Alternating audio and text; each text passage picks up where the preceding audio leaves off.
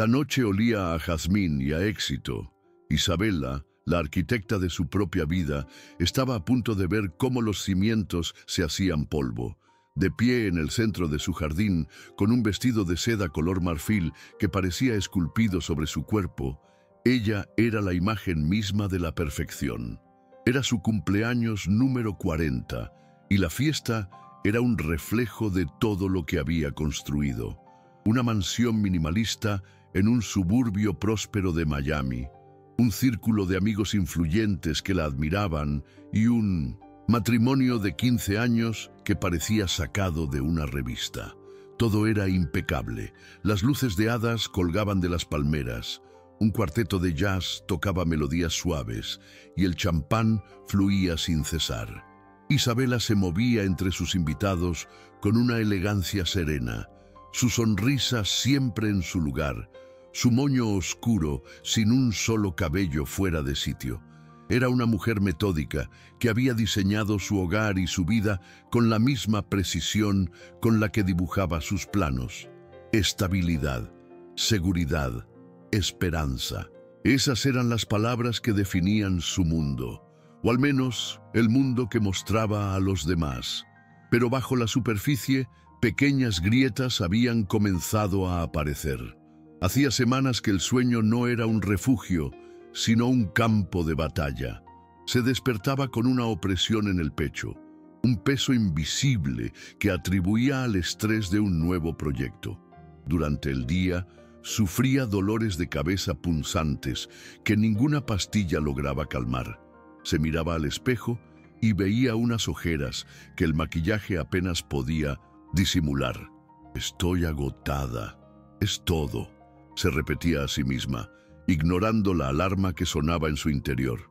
Su esposo, Javier, el carismático empresario con el que había construido su imperio, se había vuelto distante. Sus noches de trabajo se alargaban. Sus viajes de negocios eran cada vez más frecuentes. La semana pasada había percibido un perfume extraño en su saco, un aroma dulce y floral que no era el de ella. Cuando le preguntó, él se rió. Una vendedora demasiado entusiasta en la reunión. «Mi amor, ya sabes cómo son». Ella eligió creerle. ¿Qué otra opción tenía? Cuestionar a Javier era como cuestionar la estructura del edificio que ambos habían levantado. Luego estaban las finanzas, la tarjeta de crédito corporativa rechazada en una boutique la semana pasada. Un error del banco, había dicho él sin mirarla a los ojos. Ella, que siempre había llevado un control riguroso de cada cuenta, sintió que el suelo se movía bajo sus pies. Pero de nuevo lo dejó pasar. La confianza era la viga maestra de su relación, y no iba a ser ella quien la rompiera por una sospecha tonta. Su mejor amiga, Elena, había intentado advertirla.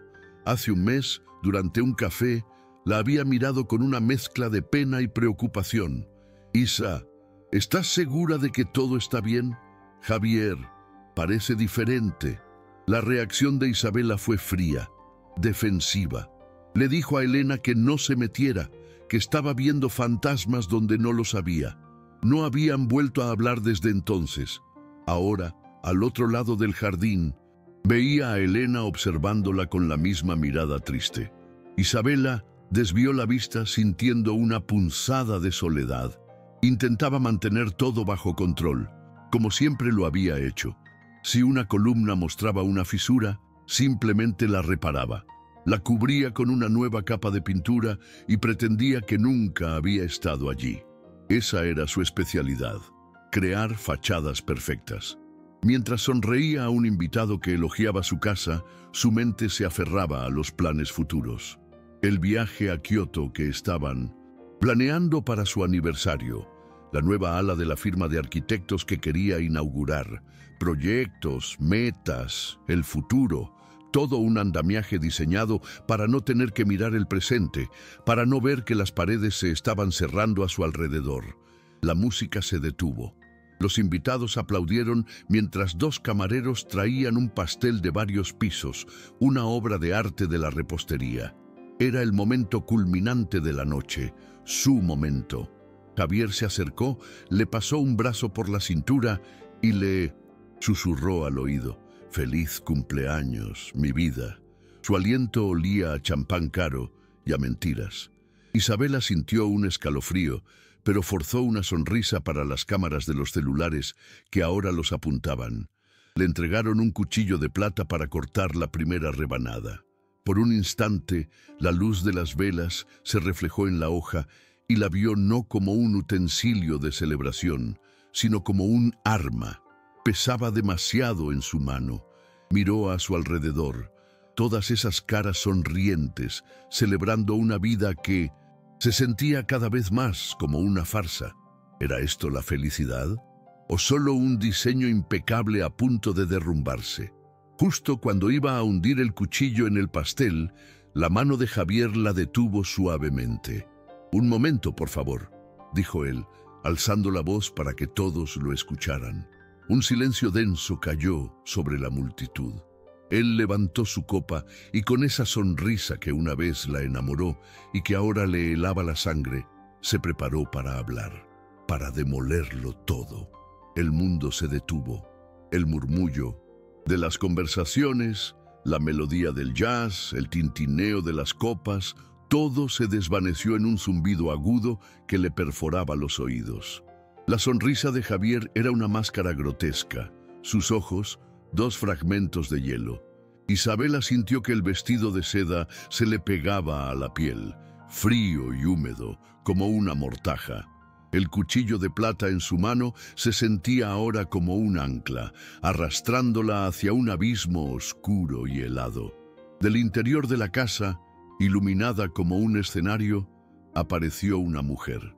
Era más joven, con una belleza insolente y un vestido rojo que era un grito en medio de la elegancia monocromática de la fiesta. De su mano, dos niños pequeños, un niño y una niña de no más de 5 años, miraban todo con ojos curiosos, deslumbrados por las luces y el pastel. «Isabela, amigos», continuó Javier, su voz resonando con una calma cruel, saboreando cada sílaba. «Quiero presentarles a Valeria y a mis hijos, Mateo y Sofía, mi verdadera familia». La última palabra fue un martillazo. Verdadera, lo que significaba que ella, su vida, sus 15 años de matrimonio eran una mentira. El aire se volvió denso, irrespirable.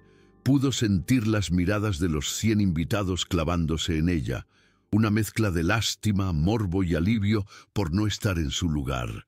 El zumbido en sus oídos se convirtió en un rugido, el sonido de su mundo implosionando. Sus manos, antes firmes, comenzaron a temblar. Una opresión brutal le aplastó el pecho, robándole el aliento. Quería gritar, correr, desaparecer. Sentía la caída libre, el vértigo de perderlo todo en un instante.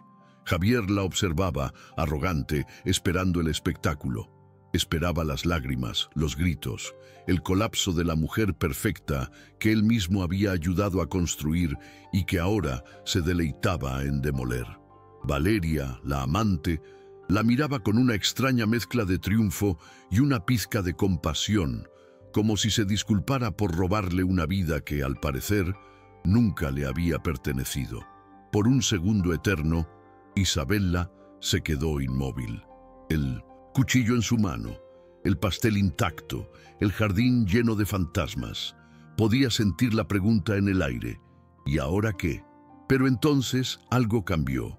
En lo más profundo de ese abismo, donde solo había dolor y humillación, una chispa se encendió.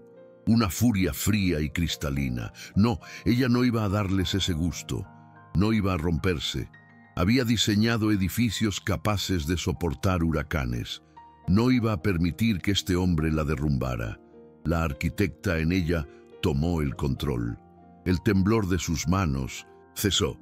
Su respiración se estabilizó, levantó la barbilla y una sonrisa lenta, enigmática, se dibujó en sus labios. Una sonrisa que no tenía nada de felicidad y todo de acero.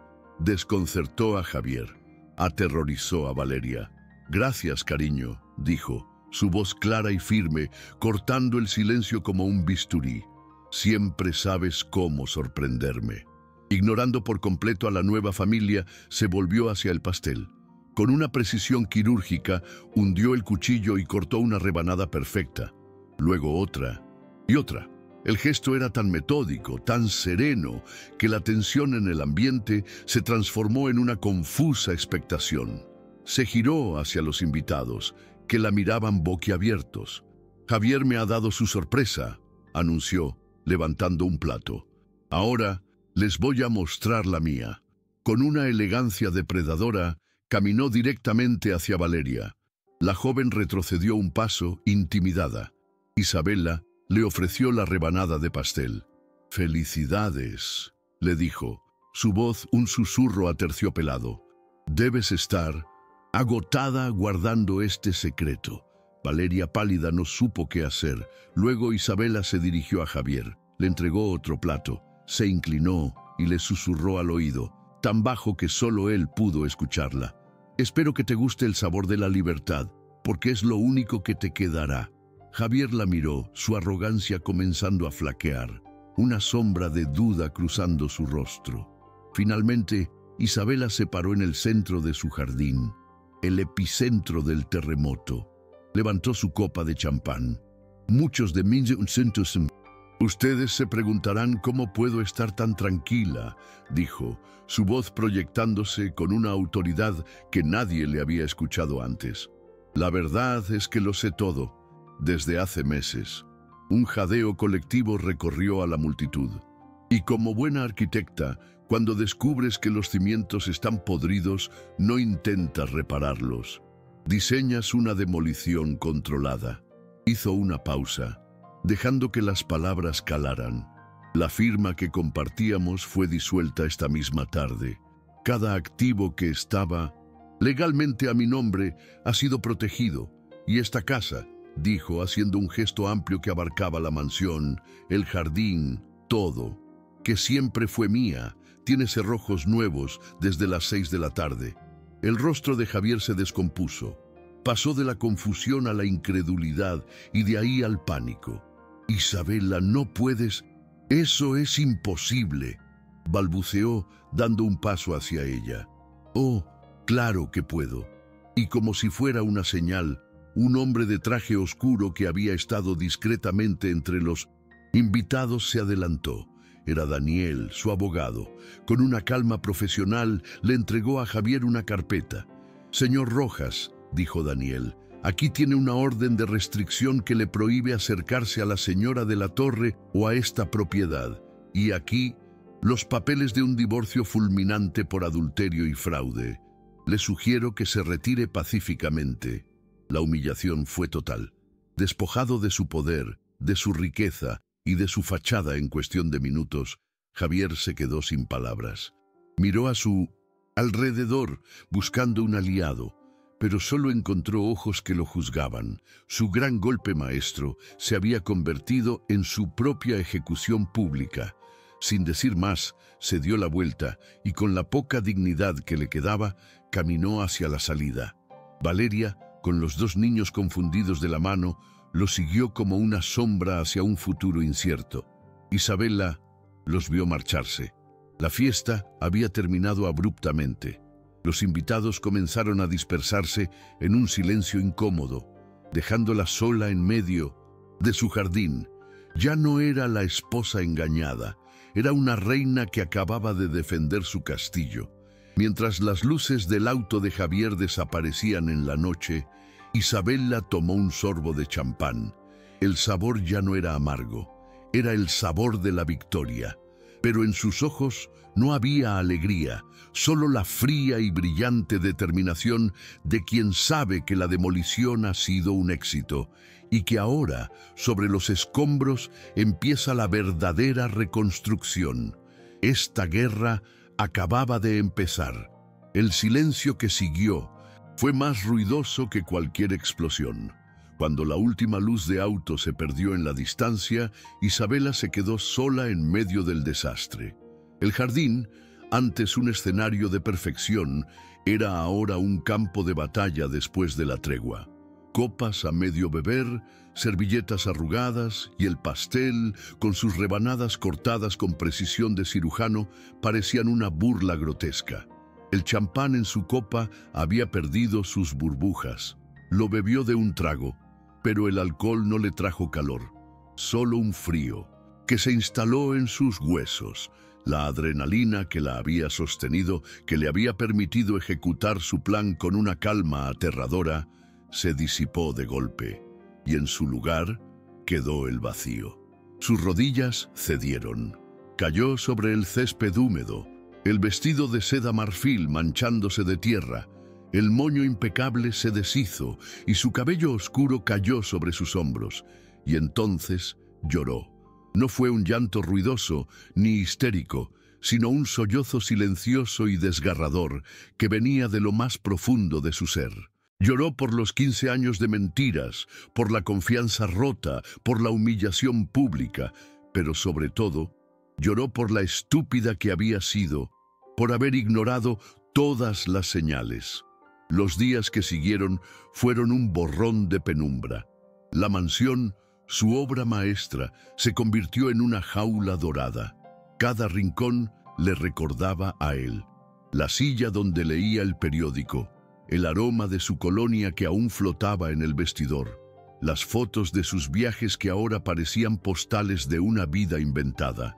Las descolgó todas, una por una, dejando paredes desnudas y marcadas como cicatrices. Se aisló. El teléfono sonaba sin cesar, pero no contestaba. Sabía que eran llamadas de amigos preocupados, pero también de conocidos morbosos que querían los detalles jugosos del escándalo. No podía enfrentarlos, no todavía. Su única compañía era Daniel, su abogado, un hombre de pocas palabras y una eficiencia implacable. «No solo te engañó, Isabela», le dijo Daniel una tarde, esparciendo documentos sobre la mesa de caoba del comedor. «Te estaba robando. Las pruebas eran irrefutables. Javier había desviado fondos de su firma de arquitectos de la Torre en Rojas para financiar la vida de Valeria, comprarle un apartamento de lujo y hasta pagar la escuela privada de sus hijos. Pero había más. Había usado el nombre y el prestigio de Isabela para asegurar préstamos para proyectos fantasmas, dejando a la empresa al borde de la quiebra. La traición personal era un cuchillo en el corazón. La traición profesional era veneno en la sangre. Él creía que te destruiría y se quedaría con todo», continuó Daniel. Subestimó a quien tenía al lado. Isabela miró los números, los contratos falsificados, la red de mentiras. La tristeza comenzó a dar paso a una furia helada.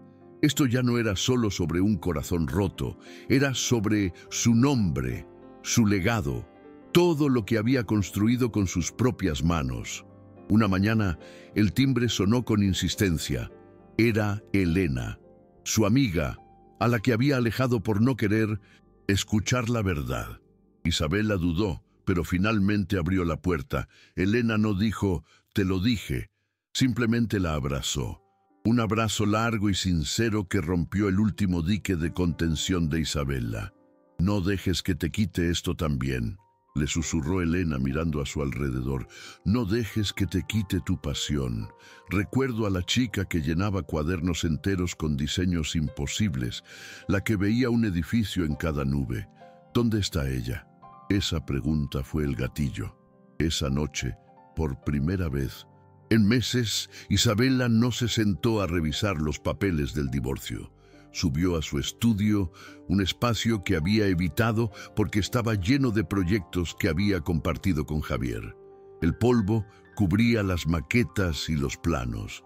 Con un movimiento decidido, barrió la mesa tirando al suelo los viejos proyectos. Sacó una hoja en blanco, un lápiz de grafito y empezó a dibujar.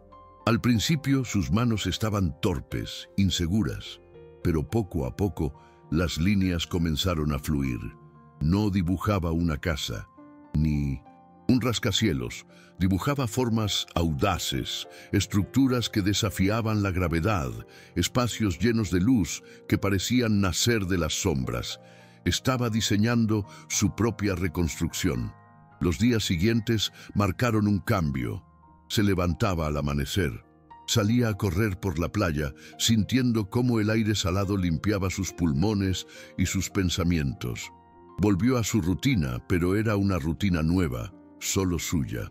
Llamó a su equipo, a los arquitectos jóvenes y talentosos que Javier siempre había menospreciado. Los reunió en su sala, les mostró la verdad sobre las finanzas de la empresa y luego les mostró sus nuevos bocetos. De la Torre en Rojas ha muerto, les dijo, su voz firme, sin rastro de fragilidad. Pero hoy nace de la Torre Arquitectos. Y vamos a empezar de cero con un proyecto que nos definirá, un proyecto que demostrará que se puede construir algo hermoso y fuerte sobre las ruinas. Vio la duda en algunos rostros, pero también vio la chispa de la lealtad y la emoción en 1900. Otros, era un comienzo, pequeño, frágil, pero era suyo. Una tarde, mientras trabajaba en su estudio, encontró una vieja caja. Dentro, había cuadernos de su época de estudiante, llenos de esos diseños imposibles de los que hablaba Elena. Sonrió por primera vez en mucho tiempo. Una sonrisa genuina. La chica que veía edificios en las nubes no había desaparecido. Solo estaba esperando el momento de volver a mirar hacia el cielo. La demolición había terminado. Era hora de poner la primera piedra. 2 años después, el aire ya no olía a jazmín y a traición. Olía a cemento fresco, a madera de pino y a la promesa de un nuevo comienzo. Isabela estaba de pie en el último piso de un edificio a medio construir, no una mansión ostentosa, sino un centro comunitario de líneas limpias y ventanales enormes que se abrían a uno de los barrios más humildes de la ciudad. El sol de la tarde le daba en el rostro y no llevaba un vestido de seda, sino unos jeans gastados, botas de trabajo y un casco de seguridad amarillo. Su cabello, antes recogido en un moño impecable, ahora estaba suelto en una cola de caballo que se mecía con la brisa. Miraba hacia el horizonte, donde el esqueleto de su diseño cobraba vida. De la Torre Arquitectos no solo había sobrevivido, sino que había renacido. Tras la batalla legal, que fue larga y agotadora, logró salvar lo suficiente para empezar de nuevo. Vendió la mansión, ese mausoleo de una vida falsa, y se mudó a un loft industrial en el centro, que también era su oficina. Un espacio abierto, honesto, sin paredes que ocultaran secretos. A veces, un detalle la transportaba a esa noche. El brillo de un cuchillo en la cocina, el aroma de un perfume floral en la calle. Pero el recuerdo ya no tenía el poder de herirla. Era como mirar el plano de un edificio demolido. Sabía dónde había estado cada muro, cada grieta, pero ya no era su hogar. Era solo historia. Su teléfono vibró. Era un mensaje de Elena. ¿Lista para celebrar esta noche? La revista Architectural Digest no entrevista a cualquiera. Isabela sonrió. El artículo no se centraba en el escándalo, sino en su revolucionario enfoque de la arquitectura social. Hablaban de su visión, de su talento, de su resiliencia. Su nombre ya no estaba asociado al de Javier. Le pertenecía por completo. Y él había leído en alguna parte que, tras declararse en bancarrota y enfrentar varias demandas por fraude, se había mudado a otra ciudad. Intentó empezar de nuevo, pero su reputación lo precedía. Su castillo de naipes se había derrumbado con un solo soplo de verdad. Isabela no sintió ni alegría ni pena, solo indiferencia. Él era un fantasma, una sombra del pasado que ya no proyectaba oscuridad sobre su presente. Su nueva vida no era perfecta, pero era real. Estaba llena de jornadas de trabajo agotadoras, de la presión de cumplir con los plazos y de la soledad ocasional de las noches. Pero también estaba llena de la satisfacción de ver sus ideas tomar forma, de la lealtad de un equipo que creyó en ella cuando no era más que ruinas, y de la paz que viene con ser la única dueña de tu propio destino. Esa noche, En un pequeño restaurante italiano con Elena, levantó su copa de vino. No era champán caro, pero sabía a gloria. Vio su reflejo en la ventana. Una mujer de 42 años con algunas líneas de expresión nuevas alrededor de los ojos. Eran las marcas de las batallas libradas, los planos de una vida reconstruida. Ya no diseñaba fachadas impecables. Ahora construía cimientos sólidos, porque a veces todo tiene que derrumbarse. El fuego tiene que arrasar con el bosque para que nueva vida pueda brotar de las cenizas. La demolición no es el final, es el principio. Es la oportunidad de limpiar el terreno, de rediseñar los planos y de construir algo más fuerte, más auténtico, más tuyo. La caída no te define. Lo que te define es cómo te levantas. Comenta desde qué país estás viendo este video. Y si quieres escuchar más historias de coraje y renacimiento, suscríbete al canal.